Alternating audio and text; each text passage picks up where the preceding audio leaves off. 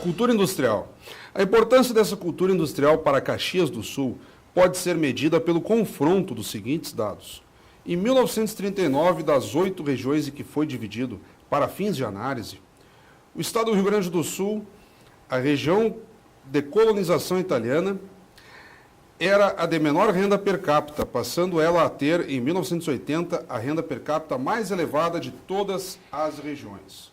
O segmento industrial, cujo crescimento proporcionou a inversão desse perfil regional, cresceu nesse período de 40 anos acima da média estadual no aspecto da modernização tecnológica e no índice da internacionalização das relações. Esse é um dos trechos do livro Engenheiros de Operação, um capítulo na inovação tecnológica da indústria, livro recentemente lançado aqui em Caxias do Sul, de autoria do professor José Clemente Pozenato, com a participação também do engenheiro mecânico Orlando Micheli, que, em última análise, não só examina a história industrial aqui em Caxias do Sul, mas também faz uma recuperação de todo o trabalho da Associação de Engenheiros, Arquitetos, Agrônomos, Químicos e Geólogos de Caxias do Sul, conhecidíssimo SEAC. É uma honra tê-los conosco. Quero saudar a vocês primeiramente, professor Pozenato. Muito obrigado. Micheli, senhor Micheli.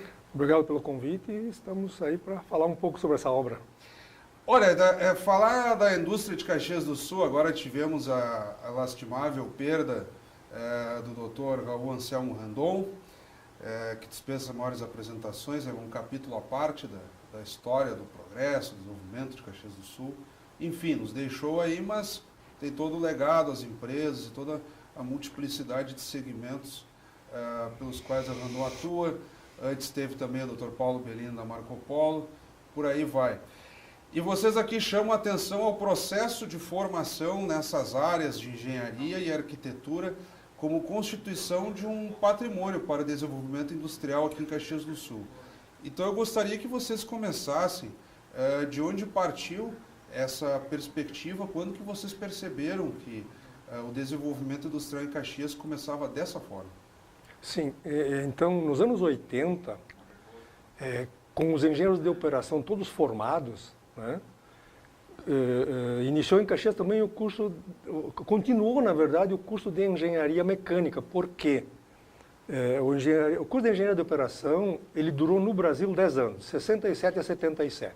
Depois ele foi extinto. E nos anos 80, aí o CREA, o Conselho Regional de Engenharia, e o CONFE, o Conselho Federal, fizeram uma resolução determinando que os engenheiros de operação não podiam fazer nenhum tipo de projeto. E eu, então, junto com outros colegas, nós começamos a nos movimentar. Por que é que nós não poderíamos fazer nenhum tipo de projeto? E eu também fui conselheiro no CREA do Rio Grande do Sul. E aí lá dentro, então, eu comecei a fazer esse levantamento em todo o Brasil, por intermédio do CREA, de onde tinha cursos de engenharia de operação, o que é que faziam esses profissionais, como é que eles estavam distribuídos. Claro. E aí a gente começou a montar, então, um material, porque eu não sabia o que é que nós iríamos fazer, mas eu sabia que era importante nós sabermos que não foi só Caxias que teve esse curso, e que no Rio Grande do Sul tiveram outros cursos, e no Brasil também. Aí foi passando o tempo, e eu juntando dados, aí em 2011, eu comecei aqui na FAI, coordenado pelo professor José Clemente Pozenato e pela professora Cleudes, um curso de especialização em gestão de bens culturais. O que era a FAI? Só para quem está nos acompanhando. A Faculdade dos Imigrantes, né? Isso não tem mais? Não, a FAI não existe mais, existe uma sucessora, né? E ela foi absorvida por outra? Como é que funciona? Só para situar as pessoas na história, sim, que não conhece. O professor Pozenato é a Luau, né?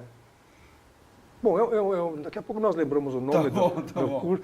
E aí, a gente conversando neste curso sobre essas coisas da manutenção do patrimônio, o que é patrimônio, e onde é que ele se encaixa, a gente viu que podia sair alguma coisa falando exatamente da indústria de Caxias e da importância dela nesse contexto todo que nós vivemos e que deu então esse impulso, né? E aí, nas conversas com o professor José Clemente, a gente chegou à conclusão de que uma obra que se podia fazer era um livro. Então, por isso que também os patrocinadores do livro são o Sindicato dos Engenheiros, o Conselho Regional de Engenharia e empresas de engenheiros operacionais, né? Então, todos esses são os patrocinadores, e a Universidade de Caxias também colaborou para que a gente tivesse algumas informações, né? Porque daí a Universidade de Caxias do Sul, desculpe interromper, ela entra aqui, só para situar quem está nos acompanhando, já no curso de operação, aí chamava-se à época habilitação mecânica de máquinas, iniciado ainda em 1967. Isso. Aí nós já tínhamos aqui em 15 anos de funcionamento, 644 engenheiros, sendo 47 mulheres. Aqui nós estamos a propósito da introdução do professor Pozenato. Que aí eu gostaria que o senhor entrasse, professor, que as pessoas nunca pegam aqui o nosso diálogo antes, nos intervalos ou pós-gravação. Mas aí eu perguntava, professor Pozenato, por que o senhor entrou num livro sobre engenharia? Aí o professor falou, não, para aí, eu não sou só escritor, eu participei durante muito tempo da parte de gestão da universidade e tive algumas contribuições, a ponto de me interessar a escrever este livro. Foi mais ou menos por aí, professor? E, inclusive, retomando o que o Orlando estava dizendo, nesse curso que ele fez conosco na FAI, uma das ações que a gente trabalhou juntos foi recuperar a história da Eberle enquanto formadora, né, de jovens e profissionais. A Eberle funcionando como escola, né?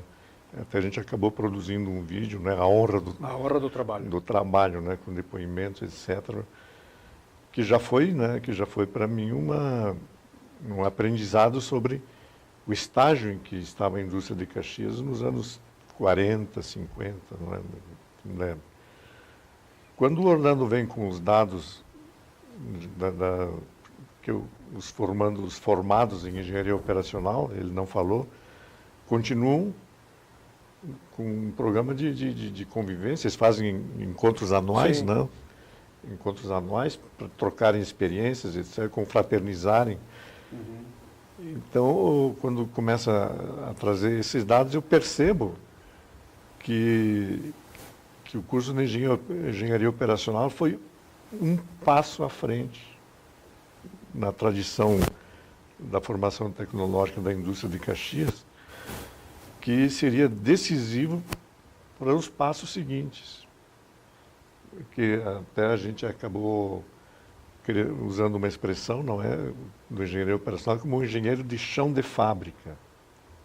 Quer dizer, não é só o técnico que está lá operando a máquina, mas está um profissional que entende o projeto como um todo, não é?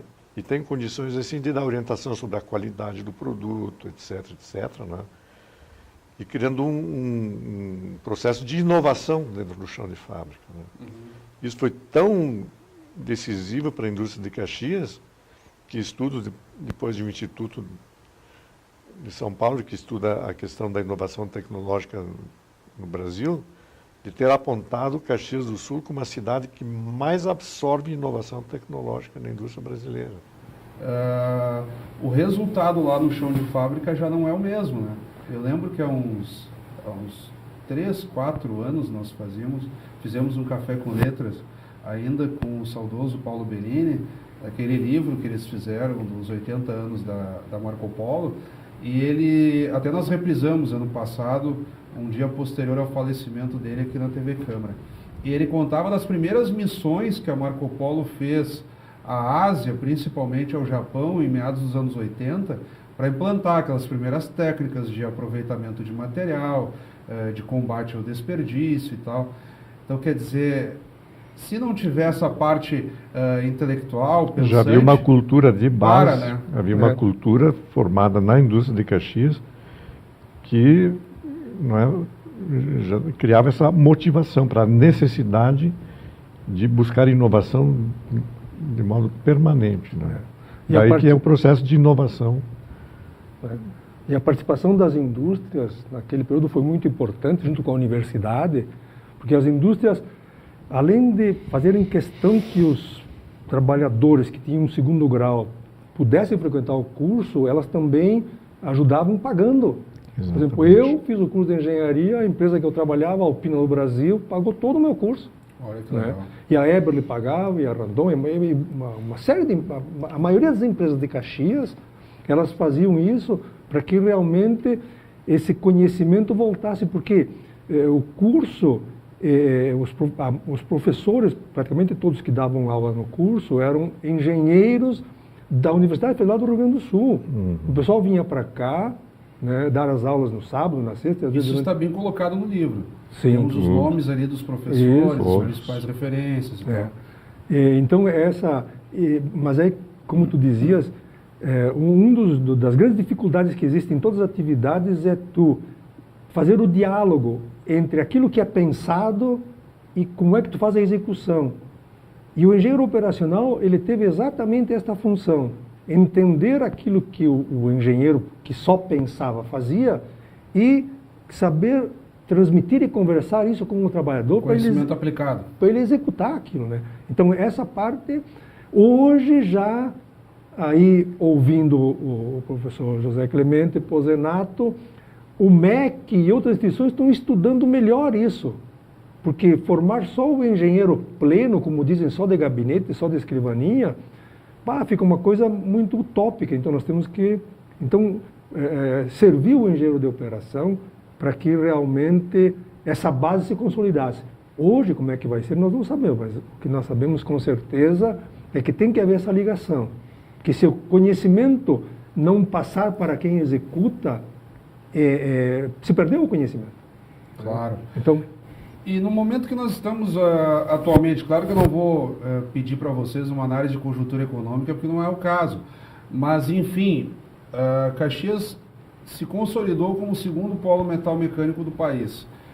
Há um tempo, a parte industrial vem com uma certa crise, sobretudo em geração de empregos. Esse ano há uma relativa retomada. Mas de que forma a academia, que é o foco de vocês aqui, a formação, a discussão de conhecimento, por exemplo, um polo tecnológico Caxias do Sul é o que não anda, que não tem andado, que muito se fala. Que forma de contribuição essas áreas do conhecimento e essa maneira de articulação, desde quando vocês iniciaram, décadas atrás, poderia contribuir para que Caxias não perdesse, digamos assim, esse rótulo de segundo polo metal mecânico, ou até se articulasse em outras frentes? Por onde passa isso dentro da seara de vocês? É preciso entender hoje como funciona o processo de internacionalização para, a partir daí, tomar decisões sobre o que e como fazer. E nessa parte da engenharia, vamos dizer, a questão é assim, nós temos dois aspectos que eles são muito importantes. Uhum. E como é que se criou Caxias, vamos dizer? Ela se criou com pequenas propriedades. Como é que sobrevive Caxias na indústria? Com um grande número de pequenas e médias indústrias. A indústria grande é importante, ninguém tem dúvida disso. O que não se pode é exagerar, ou tanto para um lado ou tanto para o outro, né? Então, e como a indústria, então, tendo um grande número de pequenas indústrias, elas têm que procurar ser a melhor possível para poder permanecer no mercado. Então, nós aqui em Caxias vendemos muito para São Paulo, nós vendemos tecnologia para São Paulo, nós não vendemos só produtos simples manufaturados. Sim, bem acabado. De alta tecnologia, inclusive, para São Paulo, para o Rio e para todo o Brasil, né? Então, essa é uma base muito sólida que nós temos. Tivemos um pequeno problema por causa de outros lugares.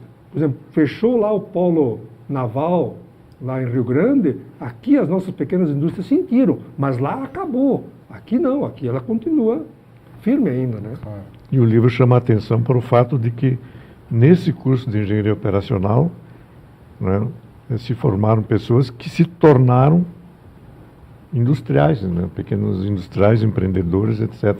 Então, toda essa rede de pequenas indústrias que o Orlando fala aqui, a gente não fez um levantamento estatístico, mas o percentual que tem origem no curso de engenharia operacional é grande.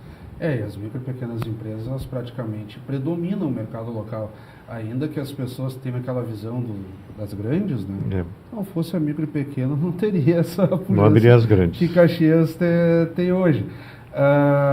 Para dar uma suavizada, digamos assim, porque estamos tratando de um tema árido, que é a indústria em Caxias do Sul, eu vou chamar a vinheta, que são as dicas do autor. Roda aí. Então, nas dicas do autor, estamos aqui recebendo, a propósito, não só mas 2 autores, digamos assim, embora o professor José Clemente Pozenato dê a rubrica do livro, o engenheiro mecânico Orlando Micheli também tem parte no conteúdo da obra Engenheiros de Operação, capítulo Inovação Tecnológica da Indústria, aí se referindo especificamente ao cenário aqui de Caxias do Sul e região, mas vamos pedir que eles compartilhem com quem nos acompanha neste momento dicas de obras, autores, podem ser clássicos ou lançamentos que estejam lendo ou que achem interessante recomendar, mas quando eu der a palavra ao professor José Clemente Pozenato, vai ser um pouquinho diferente. Ele vai nos antecipar detalhes que talvez ele ainda esteja proibido de falar um pouco, relativos à adaptação, digamos assim, do quadrilho em ópera, que é uma temática que vem pipocando aí nos últimos meses e que está prestes a ganhar calendário e todos aguardam pelas apresentações. Começa com as suas dicas, então, senhor Orlando. Eu só queria complementar também dizendo que a professora de História, Aline Marques, ela também ajudou a gente na pesquisa, né, para oferecer mais dados para o professor José Clemente montar, assim, essa histórico, né? Porque nós queríamos que saísse uma obra, mas que ela não fosse uma obra técnica, ela tinha que ser uma obra que informasse e que fosse também um pouco da história das profissões, porque essa profissão de engenheiro mecânico daqui a uns dias desaparece, porque todos os engenheiros operacionais mecânicos têm de 55 anos em diante. Então daqui a uns dias todos vão desaparecer e se nós não escrevêssemos pelo menos um livro para dizer, olha, essa gente existiu aqui em Caxias, Caxias teve uma importância, a formação teve um problema de todas as áreas, a jovialização, né? Não, mas tudo bem, a experiência. Mas só que é isso aí, né? Mas eu não tenho especificamente dica nenhuma, mas assim, a minha dica é dizer que as pessoas leiam mais livros a respeito da alimentação. Olha aí. Porque a coisa que vai nos apertar daqui uns dias vai ser a alimentação. Então tem uma série de literaturas aí, né, que podem ser lidas e podem ser divulgadas, discutidas inclusive, né? Eu lembro que uns anos atrás eu era freelancer do Jornal do Comércio e fazíamos um caderno lá relativo ao Dia da Indústria, que o Jornal do Comércio faz aqueles suplementos enormes e tal. E aí no texto de abertura uma colega minha escrevia que o mundo tem fome e o Brasil tem comida, mas quer dizer, sobra comida, mas passa-se fome. Aí são aquelas regras absurdas de mercado e de especulação.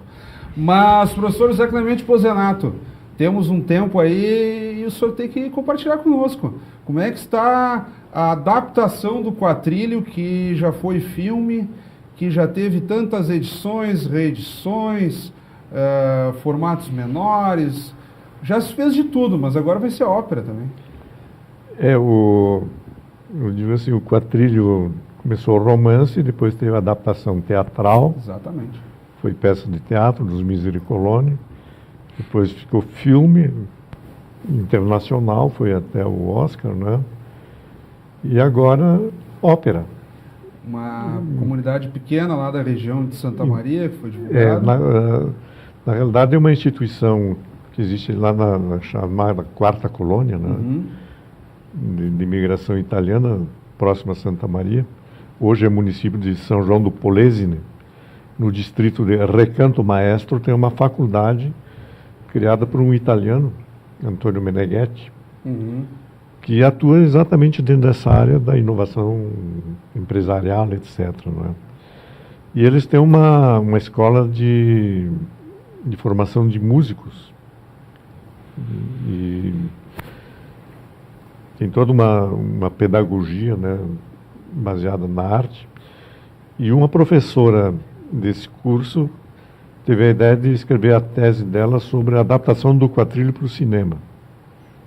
E enquanto a gente trabalhava nesse projeto dela, ela chegou dizendo, olha, surgiu lá, nessa faculdade onde eu trabalho, a ideia de, se o senhor concorda em fazermos uma ópera. Nossa Senhora. Bom, eu concordei, não é? E desde lá, então, a gente tem andado, eu acabei escrevendo o libreto, não é? Em italiano. Olha só. E Italiano idiomático ou... Italiano de ópera, né? Italiano de ópera. É, porque a ópera cantada em italiano, todo o mundo inteiro entende, o planeta Explica inteiro. isso, professor, qual é a diferença mesmo, que não é algo que todo mundo domine. Qual é a diferença quando o senhor diz assim, eu lhe pergunto, que tipo de italiano que é? Porque aqui todo mundo diz, eu falo italiano, mas alguns falam dialeto vêneto, outro diz que fala italiano, agora o senhor fala, não, italiano de ópera. O que é o italiano de ópera? O italiano, né, padrão, né, o italiano oficial, né, como língua italiana, né, aquele que é ensinado nas escolas, né, da Itália, né. Desde que a Itália foi unificada, né. Claro. Porque antes predominavam os dialetos locais, etc. E o mais forte era o dialeto florentino, né? Toscano, por exemplo, que acabou sendo o padrão, né, da língua italiana. Mas voltando à ópera, então eu acabei, em função de ter que escrever o libreto, ver o que é que do romance dá para aproveitar na ópera. O que dá para aproveitar são os momentos fortes, de emoção forte das personagens. Então foi fácil de montar. A dramatização. Então o diretor teatral, diretor de cena já montou todo, né, o processo, né, de teatralização que a ópera precisa também. O compositor já compôs praticamente toda a ópera, as áreas, os coros e etc. Que legal. E há a previsão de estreia, né, em princípio, em Porto Alegre, em agosto deste ano. Ainda não tem data, horário, essas... Data, horário e local ainda não está ainda definido. nada. Mas assim, logo que o senhor aceitou, foi divulgado na imprensa que Caxias ganharia um espaço nessa agenda. Então, digamos assim, no decorrer do ano é possível que os caxienses contem com pelo menos uma apresentação aqui? A previsão, sim, de que até o final do ano a ópera faça um circuito no sul do país, né? Significa Rio Grande do Sul, Paraná e Santa Catarina. E depois vai crescendo e há a previsão de ter um circuito internacional, até porque essa entidade lá do Recanto Maestro é uma entidade com estrutura internacional, eles têm sede em 5 países. E como é que já funciona o seu relacionamento? Porque o senhor é conhecido, quem enxerga, quem convive, nem que seja lhe observando em eventos públicos, o senhor é caracterizado muito pela timidez. Só que naquela época do quadrilho, principalmente em filme, ficou muito divulgado ou caracterizada a sua relação com o elenco. O senhor tinha um bom trânsito entre os atores e tal. Acontece já de novo? O senhor já está desenvolvendo uma amizade, uma afinidade com os figurinistas, com as pessoas que trabalharão nessa ópera e acrescentando ainda, o senhor também pretende percorrer junto com eles por alguns lugares nessas apresentações? É evidente que esse intercâmbio, esse diálogo, né, com quem vai trabalhar nisso aí, não é, já está acontecendo, né, desde o começo. Converso seguidamente com o compositor e assim por diante, né? E pelo menos no começo, para sentir qual é o efeito, qual é o resultado, eu pretendo acompanhar, sim. E o que é mais gratificante, professor? Porque eu imagino que o senhor não vai chegar num dramaturgo, num ator, dizer como que ele tem que fazer determinada coisa, mas eu imagino que eles devem trocar alguma ideia com o senhor, ou aquela situação assim... professor, será que nós estamos de acordo com a obra mesmo? Escapamos muito? O senhor também vai ficar naquele constrangimento de daqui a pouco dizer se está certo ou não. Como que funciona assim esse bastidor, aquele contato mais íntimo entre quem detém em tese a obra, só que ela já não é mais sua, ela já sofreu uma adaptação e assume um outro formato. Não, tudo começa da seguinte forma, né? O grupo que começou a pensar e articular o maestro que vai dirigir, o diretor de cena, me convidaram para eu falar sobre a obra. Né? O que eu tinha em mente quando coloquei esse personagem, esse papel, essa situação, etc. Né? Então eles vão se familiarizando com o contexto. A mesma coisa para a produção do filme, né? A primeira coisa que os 4 atores que vieram para filmar aqui em Caxias fizeram foi passar um dia comigo. Que legal. Para eu dizer para eles como é que eu imaginava cada personagem. Pode recuperar os atores, quem eram os 4 atores que o senhor está se referindo? Sim, de todo o elenco? Claro, a Glória Pires e a Patrícia Pilar, né? E o Bruno Campos e o Alexandre Paternoste. O senhor estava mal acompanhado, então. Mal acompanhado. E só para contar uma do Alexandre, que um crítico de São Paulo diz que dos atores percebe-se claramente que ele não se sente à vontade em cena. Eu faço a observação para ver como os críticos não enxergam às vezes.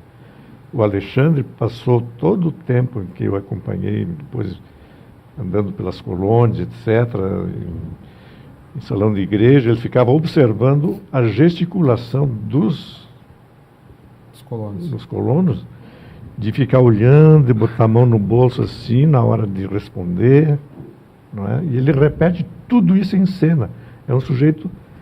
E aí o crítico lá de São Paulo diz que ele não consegue se soltar em cena, mas ele fez todo o esforço dele para ficar amarrado. Sim, ele foi metódico como um gringo. Né?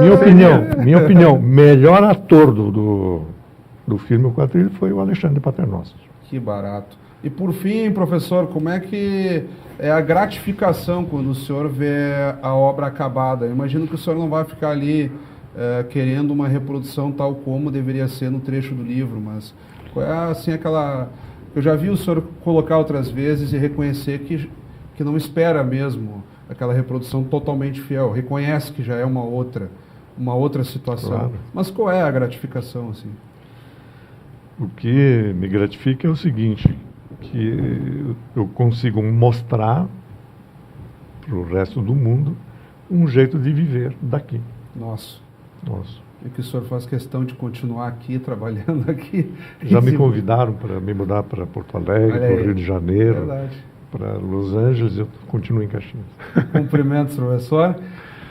Tivemos que sair um pouco do tema que era o livro, porque de fato essa ópera adapta mais uma adaptação do clássico Quatrilho, parte da saga italiana, que se tornou no professor José Clemente Pozenato o grande porta-voz, digamos assim, guardando as devidas proporções, com que o Érico Veríssimo fez lá atrás, no que contou a saga do Rio Grande, assim, propriamente dita. Então, eu quero agradecer a vocês imensamente. Tratamos do livro Engenheiros de Operação, capítulo Inovação Tecnológica da Indústria, com foco no cenário caxiense e da região aqui da Serra Gaúcha, em última análise, também trazendo a contribuição dos cursos de formação da área, engenharia operacional, e a ênfase à Associação de Engenheiros, Arquitetos, Agrônomos, Químicos e Geólogos de Caxias do Sul, o SEAC. Muito obrigado ao autor, José Clemente Pozenato, e ao engenheiro mecânico, o nosso grande amigo aqui da Câmara, o senhor Orlando Micheli. Uma breve saudação de vocês nesse fechamento. Muito obrigado pelo convite, pela oportunidade de chamar a atenção, né, do público todo, né, para conhecer essa história, que é uma história importante para a cidade. Sim, obrigado pela oportunidade de podermos estar aqui informando um pouco a respeito desta profissão que se criou em Caxias e no Brasil, junto com a Universidade de Caxias, junto com a SEAC, né, são 50 anos, né? Então, a gente fica feliz por ter podido estar aqui e dar algumas informações. Né? A honra foi toda nossa. Então, como sempre, queremos agradecer a todos que nos acompanharam até aqui. Continue na nossa programação. Até o nosso próximo encontro.